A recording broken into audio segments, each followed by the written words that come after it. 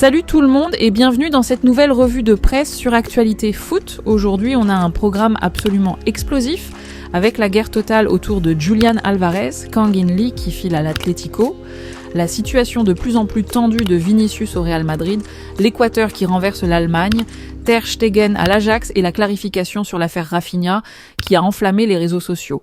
Installez-vous bien, c'est parti.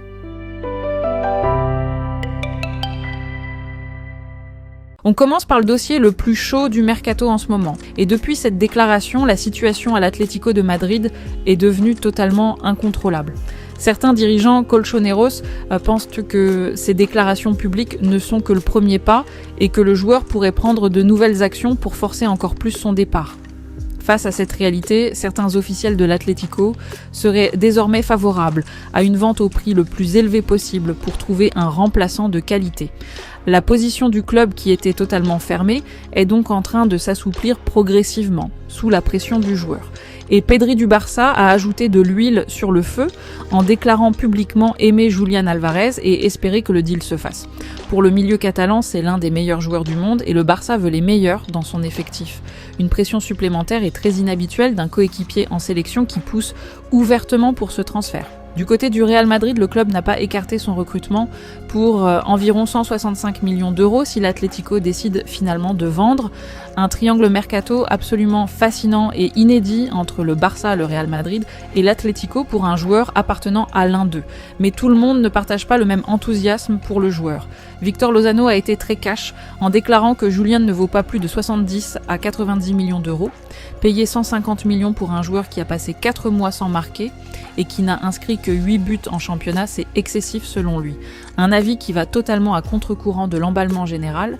Et vous pensez qu'il vaut combien Julián Álvarez ? Dites-nous en commentaire. Et dans la foulée, une information totalement surprenante. Un accord verbal aurait été trouvé entre l'Atlético de Madrid et Kang In Lee pour son transfert depuis le PSG, ce qui rend cette information particulièrement que les clubs ne peuvent pas négocier directement avec les joueurs sans l'accord du club propriétaire. Et voilà qu'ils auraient fait exactement ça avec Kang In Lee, dont le PSG n'a toujours pas donné son accord pour un transfert. La question que tout le monde se pose est simple. Qu'est-ce qui a changé entre le dossier Julián Álvarez et le dossier Kang In Lee ? L'hypocrisie mercato à son meilleur niveau. Et maintenant, le dossier qui fait trembler tout le Real Madrid, le club est littéralement terrorisé à l'idée de casser sa grille salariale pour prolonger Vinicius Junior. Le problème est très précis. Vinicius demande une prime à la signature, quelque chose que le Real Madrid n'a jamais accordé à aucun joueur dans toute son histoire. Une ligne rouge absolue que le club refuse de franchir, car cela créerait un précédent dangereux pour toutes les futures négociations avec tous les autres joueurs. Face à cette impasse totale, le Real Madrid envisage le départ de Vinicius pour la toute première fois de son histoire avec ce joueur. Rio Ferdinand a pris la défense du Brésilien en déclarant qu'il aurait dû gagner le Ballon d'Or et que personne n'a pensé à l'impact que ça peut avoir sur un joueur quand il a l'impression de mériter quelque chose et que ça n'arrive pas. Il n'y a jamais eu de sympathie pour lui, selon l'ancien défenseur anglais. Une analyse très juste qui explique en partie la posture actuelle du Brésilien. Et la situation est rendue encore plus complexe par les déclarations très intéressantes de Mourinho dans le podcast Beast Mode On. Le Special One a été très clair sur sa philosophie avec ses joueurs. Il a lu des articles disant qu'il allait débarquer et couper tous ceux qui avaient eu des problèmes la saison passée. Sa réponse est non pas du tout, il veut ses joueurs, il veut les meilleurs joueurs et il va trouver le moyen d'en faire une vraie équipe. Et sur la gestion des égos, il a été très philosophique. Les grands égos, c'est le meilleur problème qu'un entraîneur puisse avoir parce que les meilleurs joueurs sont le meilleur problème qu'on puisse avoir. Mourinho veut Vinicius dans son projet et ça pourrait changer la donne dans les négociations. Et il a aussi lâché une blague sur le mondial. Ce qu'il attend de la compétition, c'est que les joueurs du Real perdent rapidement pour les récupérer en juillet. Pour la pré-saison, 13 joueurs du Real participent au mondial et la pré-saison démarre le 13 juillet alors que la finale c'est le 19. Un vrai casse-tête logistique pour le Special One qui garde quand même le sourire. Et sur le terrain, une énorme surprise, l'Équateur a renversé l'Allemagne 2-1 dans un match complètement fou. Les Allemands avaient ouvert le score et semblaient maîtriser la rencontre.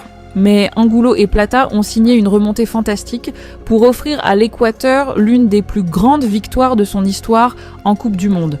L'Équateur se retrouve pleinement dans la course pour une qualification en tant que meilleure troisième équipe. L'Allemagne qui chute face à l'Équateur, c'est assurément l'une des plus grandes surprises de ce mondial 2026, jusqu'à présent. Marc-André Ter Stegen va être prêté à l'Ajax pour 1 an selon AS. L'Allemand de 34 ans a perdu sa place de titulaire au Barça au profit de Johan Garcia et n'entre plus du tout dans les plans de Flick. À l'Ajax, il retrouvera Michel, l'ancien entraîneur de Gérone qui vient de prendre les rênes du club néerlandais. Le Barça a également officialisé le départ d'Inaki Peña vers le Panathinaikos. La saison prochaine, Szczęsny sera donc le numéro 2, derrière Garcia, dans les buts catalans. Une page qui se tourne pour un grand gardien qui a vécu des moments très difficiles ces dernières années avec les blessures. Et maintenant, il faut absolument faire le point sur l'affaire Rafinha qui est devenue totalement virale sur les réseaux sociaux ces dernières heures et qui mérite qu'on soit très précis dans les informations qu'on donne. Voilà ce qui a été rapporté par le journaliste brésilien Euleo Dias. Rafinha et sa femme auraient essayé d'acheter une villa à 10 millions d'euros et auraient découvert à ce moment-là qu'ils n'avaient pas les fonds nécessaires. C'est l'épouse de Rafinha qui aurait réuni toute la famille pour comprendre ce qui s'était passé. Et c'est là que Rafinha aurait découvert que son père gardait 80% de ses droits d'image et revenus de carrière à son insu, ne lui laissant que 20%. Mais et c'est très important, l'épouse de Rafinha, Natalia Belloli, a formellement démenti ces informations en les qualifiant d'absurdes. Elle a déclaré qu'il se sentirait béni, même avec seulement 10% de ses revenus actuels, une démenti claire et sans ambiguïté de la part de la première concernée. Donc voilà où on en est, une information choquante lancée par un journaliste brésilien, démentie fermement par la femme du joueur. Il faut donc prendre cette information avec beaucoup de prudence et attendre des éléments supplémentaires avant de tirer des conclusions définitives. On vous tiendra informé dès qu'on en sait plus. Ce qui est certain, en revanche, c'est que Al Hilal rôde toujours autour de Rafinha avec une offre de 20 millions d'euros nets par an sur 3 ans, le même montant proposé à Mohamed Salah qui est libre depuis le 1er juillet après 9 saisons à Liverpool. Le club saoudien veut une star mondiale cet été et Rafinha et Salah sont leurs 2 principales cibles. Voilà les amis, c'est la fin de cette revue de presse Actualité Foot. Likez, abonnez-vous et activez la cloche pour ne rien rater. On se retrouve très vite.